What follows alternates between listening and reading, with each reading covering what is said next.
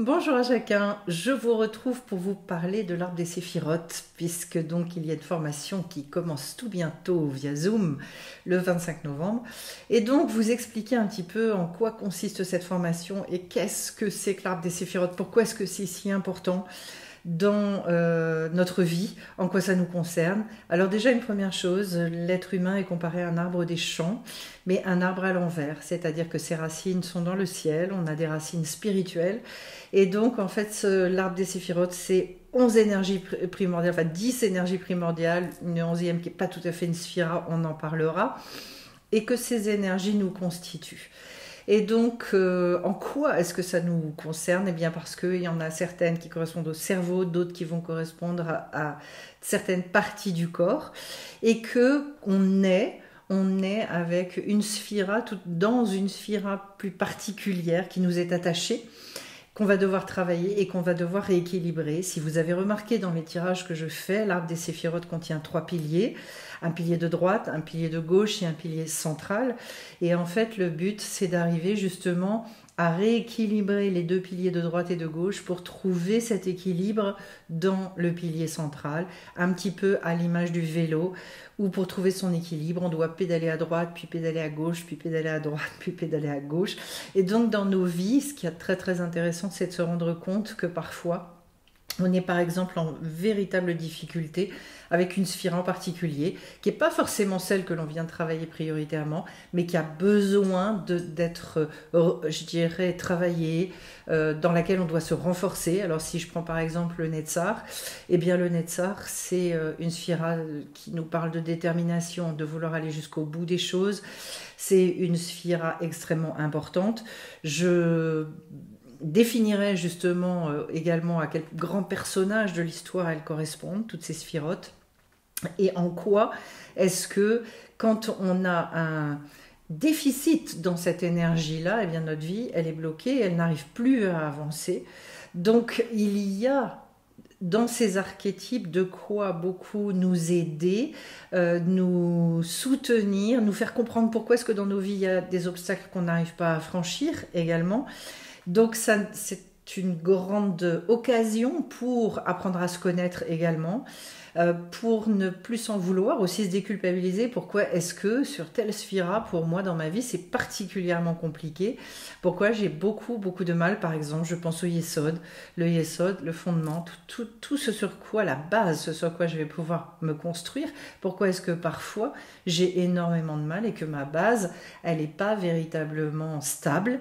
Et donc, j'arrive pas à construire. C'est comme de vouloir construire une maison sans fondation. Eh bien, chaque fois que je lance certaines choses, ça se recasse la figure derrière.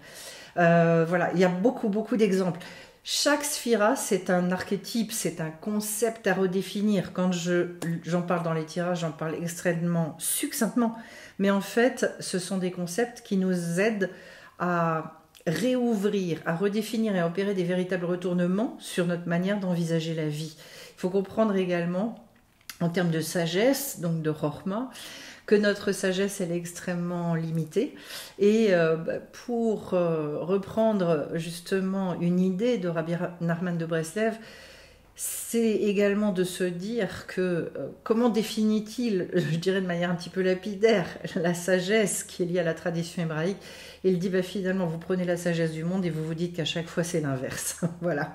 C'est-à-dire en quoi est-ce que aussi on est finalement très très enfermé en termes de croyances dans tout un tas de choses avec lesquelles on a été élevé, qu'on continue à entendre, que ce soit dans le système éducatif, que ce soit au travers des actualités, que ce soit des croyances qu'on s'est construites aussi dans notre manière d'appréhender le monde, et finalement on se trompe profondément. Pourquoi? Mais parce qu'on manque de connaissances. Donc du coup, voilà, pour vous donner un petit peu le programme, donc les explications détaillées, c'est la constitution donc, de chaque sphira, comment fonctionne leur énergie dans nos vies de manière spécifique. Donc les archétypes, on en a parlé. Comment est-ce qu'on peut s'en servir en conscience, puisque le but c'est justement toujours d'arriver à descendre ça dans la matière, hein. La fin de l'arbre c'est la malroute, donc c'est d'être extrêmement pragmatique et donc de faire le lien entre quelque chose qui est complètement au-dessus de notre entendement, qui est le Keter.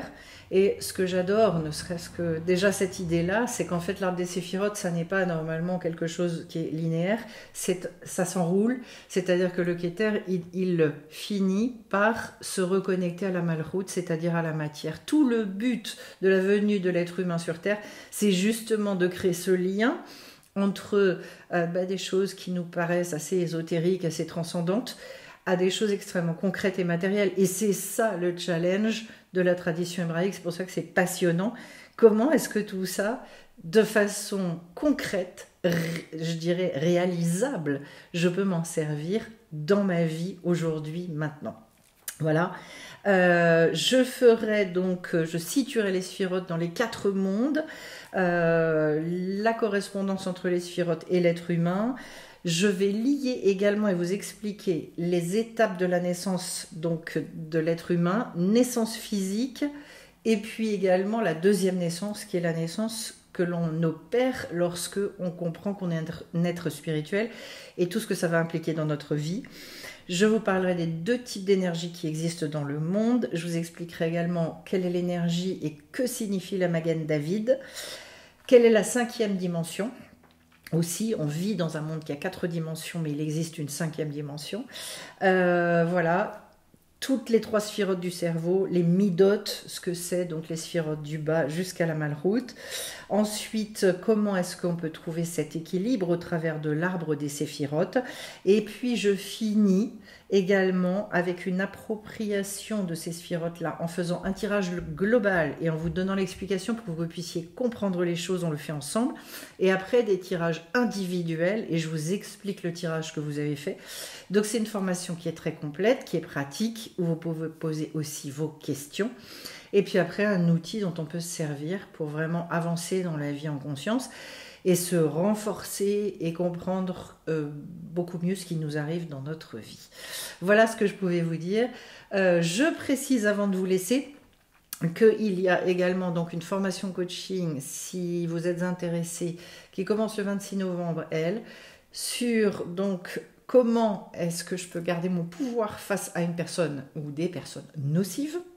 Là, pour les gens qui ont affaire à des personnes de manière un petit peu récurrente, à des gens qui vraiment ne sont pas agréables et où ça vous empêche de garder votre sérénité dans votre vie. Et puis également un coaching pur sur l'équilibre du monde émotionnel. Donc comment est-ce que je peux garder un monde émotionnel serein et l'exprimer sereinement également. Voilà. Eh bien, écoutez ça sur le mois de décembre. Je vous retrouve très bientôt sur la chaîne. Je vous souhaite plein de belles choses. À très très vite.